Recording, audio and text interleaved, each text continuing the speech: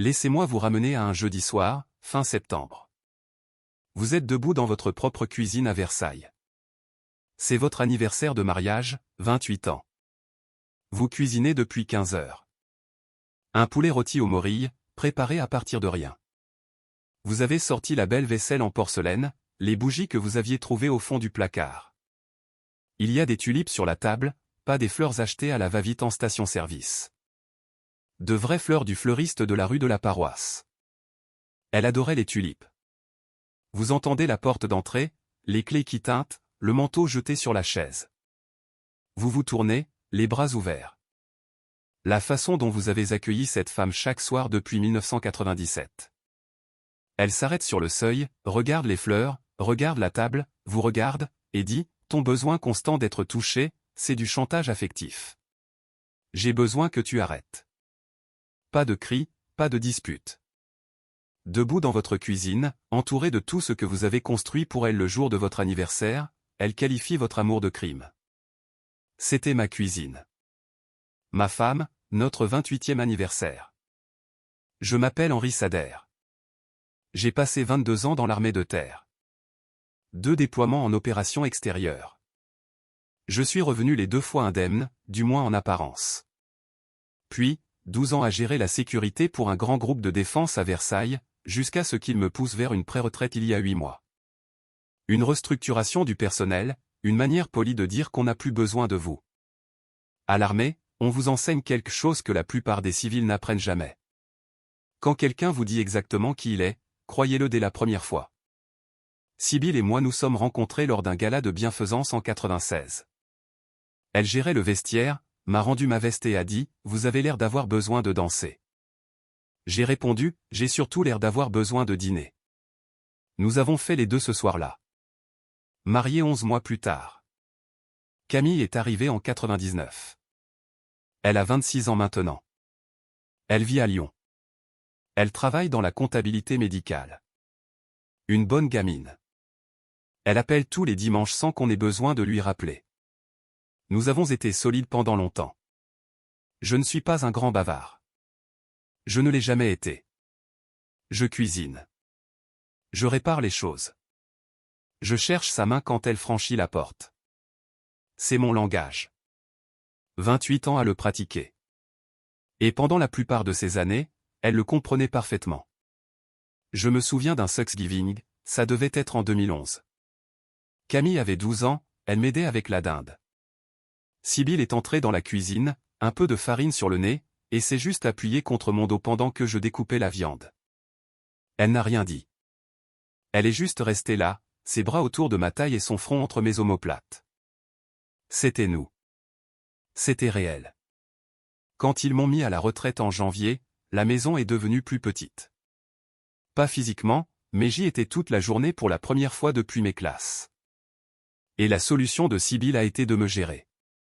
Elle a réorganisé mon dressing sans demander, a déplacé mes chaussures au garage, a commencé à prendre mes rendez-vous chez le dentiste, mes révisions de voiture, mes coupes de cheveux. Elle posait mon petit déjeuner sur le comptoir à 7h15 précise. Gruau, vitamines, jus de fruits, comme si elle gérait un mess, elle choisissait mes vêtements, me disait quand manger. Si je prenais la mauvaise veste, elle disait, pas celle-là. Comment ? Je lui ai dit une fois. J'ai dirigé un service de sécurité avec 43 personnes. Je peux choisir mon propre manteau.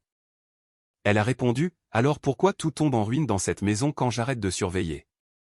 C'était en février. En avril, elle a arrêté de venir dans la cuisine quand je cuisinais. Mon téléphone vibrait. Un texto depuis la chambre, laisse-moi une assiette. Laisse-moi une assiette. 4 mots. C'est comme ça qu'on balait 28 ans d'un homme qui se tient devant la cuisinière pour vous. À l'été, nous partagions un lit mais vivions sur des fuseaux horaires différents. Elle s'endormait en me tournant le dos, le téléphone face contre terre sur la table de nuit. Je restais là à écouter sa respiration, me demandant quand la femme du vestiaire était devenue une directrice de cabinet. Mais ce jeudi de septembre, c'était la ligne rouge. Chantage affectif. Je suis resté là avec les tulipes derrière moi, le poulet refroidissant et mes bras retombant le long de mes jambes. Quelque chose a fait les clics en moi. Pas cassé, pas craqué, mais un clic comme une sécurité qu'on enclenche sur un fusil. Dans l'armée, quand quelqu'un vous ordonne de reculer, vous reculez. Vous ne discutez pas. Vous ne négociez pas. Vous obéissez à l'ordre. Elle a donné l'ordre. Je l'ai suivi. J'ai arrêté de la toucher. Pas par punition, pas par stratégie lue sur Internet. Elle a qualifié mon toucher de chantage affectif, alors je l'ai retiré de l'équation. De la même façon qu'on retire une arme d'une situation pour prouver qu'elle n'a jamais été une arme. Le lundi matin après l'anniversaire, elle est passée devant moi dans le couloir. J'ai gardé les mains dans mes poches, je n'ai pas levé les yeux.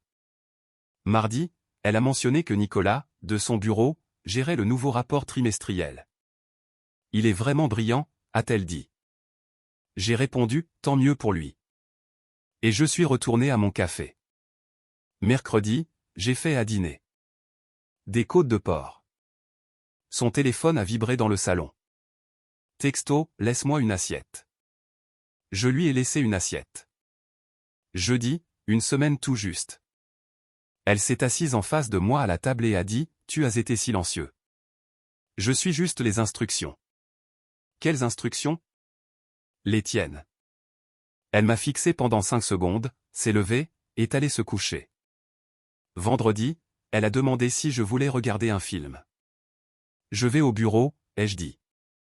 J'avais encore les clés de l'arrière-boutique de mon ancien bâtiment. L'entreprise ne l'avait pas encore vendue. Après les heures de bureau, juste moi, les lumières de sécurité et un bureau dont je n'avais pas besoin. Je suis resté là jusqu'à 22 heures, sans planifier, sans souffrir, juste en respirant dans une pièce où personne ne me gérait. Samedi, rien. 2 personnes dans la même maison, se contournant comme des meubles. À la 2e semaine, Sibylle a commencé à rôder. Elle apparaissait dans n'importe quelle pièce où je me trouvais et restait sur le seuil, les bras croisés, sans parler. « Tu as besoin de quelque chose ?» demandai-je. « Je m'assure juste que tu vas bien. »« Je vais très bien. »« Tu n'as pas l'air. »« Tu m'as demandé d'arrêter de te toucher. »« J'ai arrêté. »« Quelle partie te semble fausse ?» Elle a ouvert la bouche, l'a refermée et est partie. Voici ce qui arrive quand vous arrêtez d'aller vers quelqu'un qui vous a dit d'arrêter. Au début, il ne remarque rien. Ensuite, il remarque le silence. Puis ils essaient de le combler, mais ils ne peuvent pas parce que ce sont eux qui l'ont créé. 2e semaine, jeudi soir. Je suis rentré des courses et Sibylle était au téléphone dans la chambre. Porte ouverte. J'ai entendu sa voix, pas celle qu'elle utilisait avec moi. Plus légère, joueuse. Il fait juste son têtu, Nicolas. Tu sais comment sont les militaires. Je me suis arrêté dans le couloir. Il va passer à autre chose. Il le fait toujours. Il essaie de me toucher, je recule. Il réessaie. C'est le schéma. Restez avec moi, car ce qu'elle a dit ensuite a tout changé. Clément m'a montré les chiffres la semaine dernière. Je pourrais garder la maison. La retraite est divisée. Je serai plus qu'à l'aise. Il a dit que je devrais voir ça comme des options, pas comme des menaces. Je me suis appuyé contre le mur. Calme militaire. Pas même le souffle court. Clément Mercier, notre comptable de famille depuis 12 ans. Des lunettes à monture fine, il conduisait une Lexus qu'il ne pouvait pas vraiment se permettre. Il disait toujours « responsabilité fiduciaire », comme si c'était une prière. Et il montrait à ma femme à quel point elle vivrait bien sans moi. Cette nuit-là, après qu'elle se soit endormie, j'ai vérifié sa table de nuit. Pas cachée, empilée sous un livre de cuisine, 3 feuilles de calcul imprimées, colonnes surlignées, ma pension, la valeur de la maison, les comptes d'épargne divisés en 2, et au bas de la dernière page. Dans l'écriture petite et soignée de Clément, vous pourriez vivre très confortablement toute seule. Je me suis assis sur le bord du lit en tenant ce papier. Je l'ai lu 3 fois. Ma mâchoire était si serrée que je sentais mes dents grincer. 28 ans et elle préparait déjà sa sortie. Mercredi matin, dans un petit café près de la vieille gare. Le café refroidissait devant moi. La serveuse, Déborah, a rempli ma tasse 3 fois sans demander. Je n'ai touché à rien. Je suis juste resté là, les 2 mains autour de la tasse, à fixer le parking à travers la vitre sous la pluie. Pas en colère. Quelque chose de pire que la colère. De la clarté. J'ai appelé Angus Kavanagh depuis ce café. Angus était ce qui se rapprochait le plus d'un meilleur ami. Ancien officier de police. Taillé comme une borne d'incendie. Il n'ouvrait jamais la bouche à moins d'avoir quelque chose qui vaille la peine d'être dit. J'ai besoin d'un avocat spécialisé en droit de la famille. Maître Floyd Kirkland. Qu'est-ce qui se passe? Elle rencontre notre comptable pour voir ce qu'elle obtiendrait sans moi. Long silence. Depuis combien de temps? Au moins quelques semaines, peut-être plus. Appelle Floyd aujourd'hui, pas demain. J'ai appelé Maître Kirkland depuis le même café. Même café froid. Je m'appelle Henry Sader. J'ai besoin de protéger ce que j'ai construit. Floyd a dit, venez à 14 heures. J'y suis allé à 14 heures. Je lui ai tout raconté. La phrase sur le chantage affectif, les feuilles de calcul, Clément Mercier, le nom de Nicolas. Floyd a écouté avec un bloc-notes et un visage qui ne trahissait rien. Quand j'ai fini, il a dit, depuis combien de temps le comptable la conseille-t-il de manière indépendante? Je ne sais pas, des semaines, peut-être des mois. Et vous êtes toujours dans la maison? Je suis toujours dans la maison. Il a hoché la tête. Bien. Restez-y. Ne partez pas. Ne l'affrontez pas au sujet des feuilles de calcul. Laissez-moi prendre les devants. Alors je suis rentré à la maison et j'ai attendu, ce qui, si vous avez été militaire, est quelque chose que vous savez faire. Vous attendez avec un objectif. Vous attendez parce que le bon moment compte plus que n'importe quel moment. Et puis, la 4e semaine, quelque chose a basculé. Sibylle a changé. Elle a recommencé à cuisiner, sans envoyer de texto « laisse-moi une assiette ». Elle se tenait à la cuisinière. Elle a fait mon pain de maïs préféré un soir. Elle a mis la table correctement. Bougie, jolie serviette, elle s'est assise en face de moi, les mains jointes et les yeux doux, et a dit « J'ai été si injuste avec toi ». Ma fourchette s'est figée à mi-chemin de ma bouche. Cette histoire de retraite, je l'ai gérée de façon horrible. Je t'ai traité comme un projet plutôt que comme mon mari. Et ce que j'ai dit le jour de notre anniversaire à propos du chantage affectif, c'était la chose la plus cruelle que j'ai jamais dite à quelqu'un. Sa voix a tremblé, pas des pleurs de théâtre. La cassure allait plus profond, jusqu'à ce registre de 96, celui qui disait « Je te vois.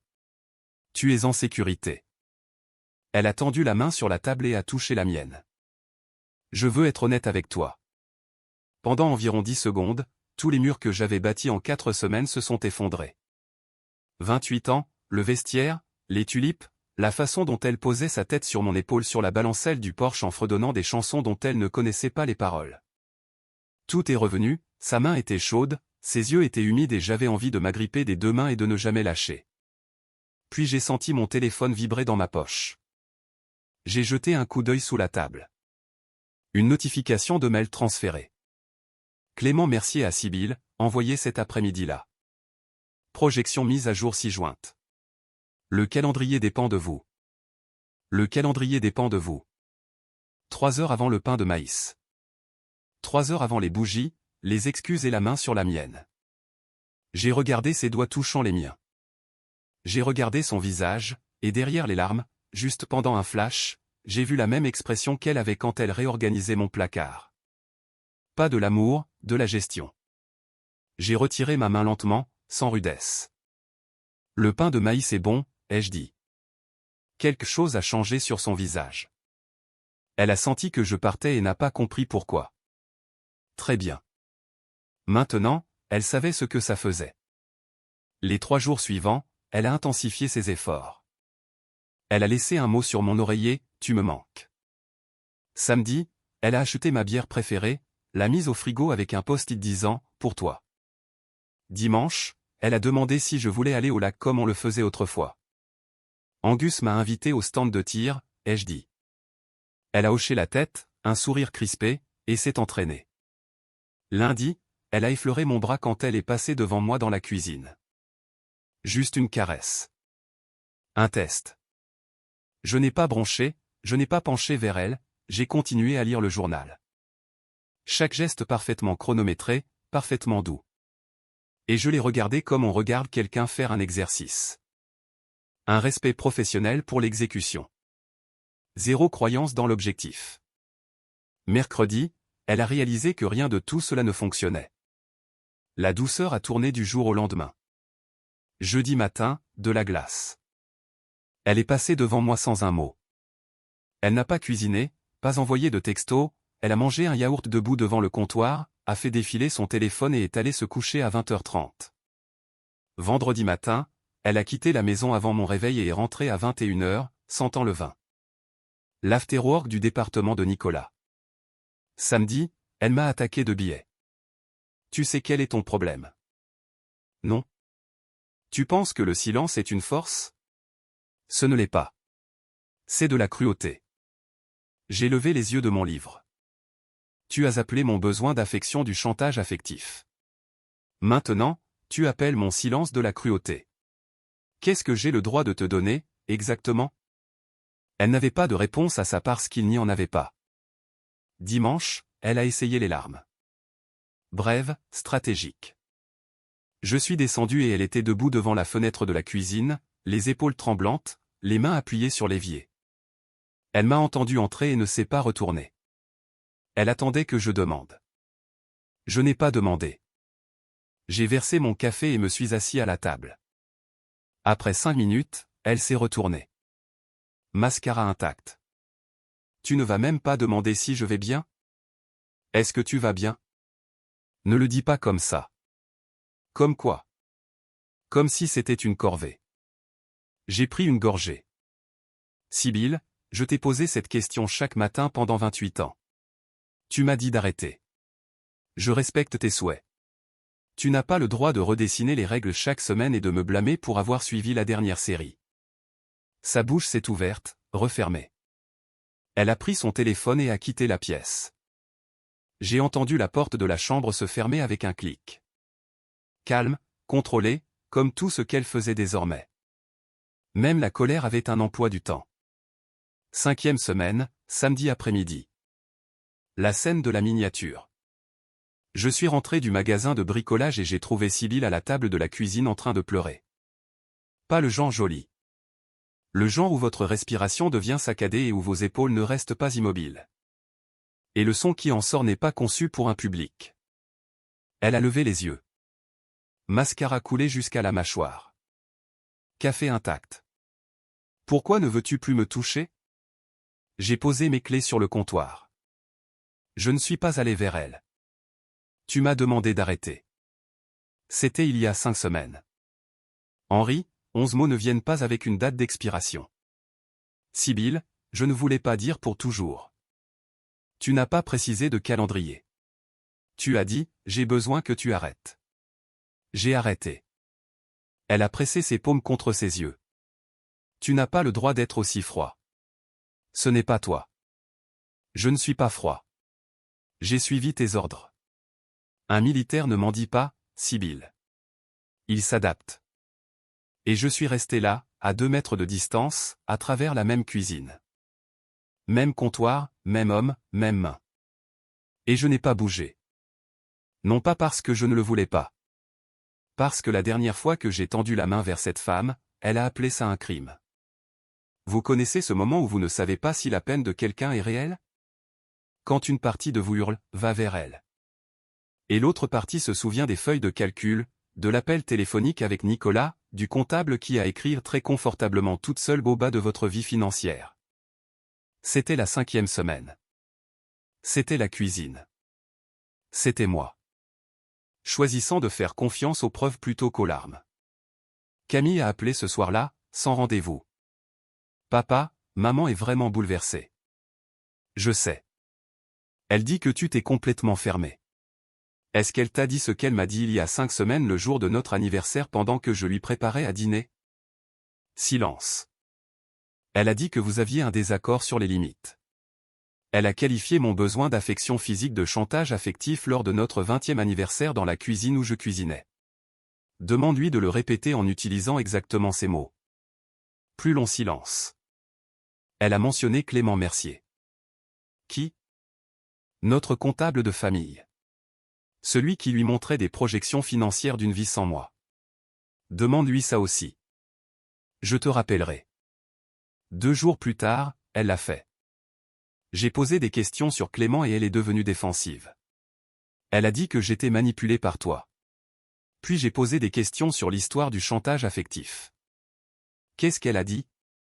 Que tu étais dramatique. Que c'était juste pour poser une limite. Et qu'est-ce que tu en penses? Camille a fait une pause si longue que j'ai entendu sa respiration changer. Je pense que les limites ne viennent pas avec des stratégies de sortie financière. Papa, 26 ans et plus lucide que nous deux. Le mardi suivant, je suis rentré à 21h du bureau. La berline argentée de Nicolas était dans l'allée. Je suis passé par la porte latérale. Calme militaire. Ils étaient dans la cuisine, mes chaises, ma table. Elle riait. Pas le rire que je connaissais. Un plus jeune, plus léger. Le rire de la rencontre. Il était penché en avant, la main près de la sienne sur la table, racontant une histoire sur une conférence à Minneapolis. Elle a dit, « Tu me fais toujours sentir que je ne suis pas folle, Nicolas. » Il a dit, « Parce que tu ne le es pas. Tu mérites quelqu'un qui te voit vraiment. » Elle a dit, doucement, « Il le faisait, autrefois. » Je suis resté dans ce couloir pendant 30 secondes. Puis je me suis retourné et je suis ressorti par la porte latérale. Je suis monté dans mon pick-up, j'ai conduit jusqu'au café près de la gare. Déborah a versé mon café sans un mot. Je suis resté là jusqu'à minuit. Déborah est passée vers 23h30. L'endroit était vide. Elle a regardé ma tasse pleine et a dit, « Mon chéri, ça fait 3 heures que tu es là et tu n'as rien bu. J'ai juste besoin de la cabine. » Elle a hoché la tête. Elle l'a remplie quand même. La cabine n'allait nulle part. Moi non plus, mais mon mariage, si. Voici ce que Nicolas ne comprenait pas. Je n'étais pas la compétition. J'étais déjà parti. Il ne volait rien. Il fouillait dans ce qu'elle avait déjà jeté. Vendredi soir, j'ai dit à Sibylle qu'il fallait qu'on parle. Elle s'est assise à la table de la cuisine. Je suis resté près du comptoir. La distance semblait juste. Je sais pour Clément Mercier. Son visage est devenu vide. Les feuilles de calcul, les calculs de pension. Vous pourriez vivre très confortablement toute seule. Son écriture. Je les ai trouvées il y a 5 semaines. Comment? Je sais pour le dîner au pain de maïs. 3 heures après son dernier email. Le calendrier dépend de vous. Ce dîner n'était pas une réparation, Sibylle. C'était de la reconnaissance. Ce n'est pas, et je sais pour Nicolas. Mardi soir. Cette cuisine. Tu mérites quelqu'un qui te voit vraiment. Ces mots sur ma chaise. Elle était pâle, les mains à plat sur la table, les doigts écartés comme si elle se préparait à l'impact. Je n'ai rien planifié de tout ça, a-t-elle dit. Clément, je lui ai posé une question. C'est tout. Tu as demandé à ton comptable comment quitter ton mari. Ce n'est pas une question. C'est une décision que tu as prise sans me le dire. C'était juste des informations. Tu as qualifié mon toucher de chantage affectif. J'ai arrêté. Et en 5 semaines, tu l'as remplacé par des feuilles de calcul et un collègue qui s'assoit dans ma cuisine et te dit ce que tu veux entendre. Tu as eu exactement ce que tu as demandé, Sibylle. Chaque parcelle. Elle a commencé à pleurer, plus doucement maintenant. J'avais peur. Henri, tu étais à la maison tout le temps et je ne savais pas qui nous étions sans la routine. Et Clément a juste fait en sorte que ça paraît simple. Je sais. Partir a toujours l'air simple quand ce n'est pas vous qu'on quitte. Je n'ai jamais voulu partir. Alors pourquoi as-tu engagé quelqu'un pour te montrer comment faire? Rien. Juste le son de sa respiration. J'ai posé la carte de visite de Maître Kirkland sur la table. Il appellera lundi. Elle l'a ramassée. L'a lu. L'a reposée lentement, comme si elle pesait quelque chose. Tu avais déjà engagé un avocat il y a 5 semaines depuis un café près de la gare. Tu avais planifié ça. Non, tu as donné les ordres. Je les ai suivis. Chacun d'eux. Arrêtez de toucher. Laissez une assiette. Restez calme. Tu as construit la sortie et tu m'as accompagné jusqu'à la porte. J'ai juste continué à marcher. Le son qu'elle a émis n'était plus des pleurs. C'était de la reconnaissance. Le son de quelqu'un qui réalise que l'alarme sonnait depuis des semaines, et qu'elle avait dormi pendant toute la durée. Je ne sais pas quand je suis devenue cette personne, a-t-elle chuchoté. Moi non plus, mais j'ai arrêté d'attendre pour le découvrir. Camille est descendue de Lyon ce week-end-là. Nous nous sommes assis dans l'arrière-boutique de mon ancien bureau, 2 chaises pliantes, un radiateur d'appoint, un café de station-service. Maman m'a demandé de te faire changer d'avis. Je sais. Je ne vais pas le faire. Elle est restée silencieuse. Puis, elle a envoyé un texto à Clément la nuit où elle a pleuré dans la cuisine. Je l'ai vu sur son téléphone quand elle l'a laissé sur le comptoir. C'était écrit, 5 semaines et il n'a toujours pas craqué. Qu'est-ce que je fais maintenant? J'ai regardé ma fille. Elle m'a regardé en retour. Les pleurs n'étaient pas pour toi, papa. C'était parce que son plan ne fonctionnait pas, 26 ans, et elle venait de me donner la seule chose que je cherchais depuis ce café. La confirmation que l'instinct en lequel j'avais eu confiance depuis mon premier déploiement fonctionnait toujours. La situation était lue exactement comme je le pensais. Les larmes étaient une tactique. La cuisine était une scène. Et j'avais eu raison de rester immobile. Le divorce a été propre. Floyd l'a géré comme les marines gèrent les opérations. Précis, documenté, aucun mouvement inutile. La pension est restée la mienne. La maison partagée équitablement. Clément Mercier a perdu nos 2 comptes. La nouvelle s'est répandue dans Versailles. En un mois, 2 autres familles ont retiré leur argent de son cabinet. Nicolas a arrêté de passer quand il n'y avait plus de cuisine à visiter. Le premier jeudi dans le nouvel appartement, j'ai fait un poulet rôti. J'ai mis la table pour un. Pas de tulipes, pas de bougies, juste l'assiette, la fourchette et le calme. Je l'ai mangé lentement, en regardant par la fenêtre un parking qui n'avait rien à me demander. Il avait meilleur goût qu'il n'en avait eu depuis des années. Camille appelle chaque dimanche. La semaine dernière, elle a demandé « Elle te manque ?» J'y ai réfléchi. Vraiment réfléchi. La femme qui m'a rendu ma veste au vestiaire me manque. Celle qui a qualifié mes mains de menaces, non. Elle a appelé mon toucher du chantage affectif. J'ai arrêté de la toucher, 5 semaines plus tard, debout dans une cuisine pleine de silence, elle a enfin appris ce que je savais depuis mes classes. Mes mains n'ont jamais été une arme. C'était la seule chose qui nous maintenait ensemble. Et une fois que je les ai déposées, il ne restait plus rien à tenir.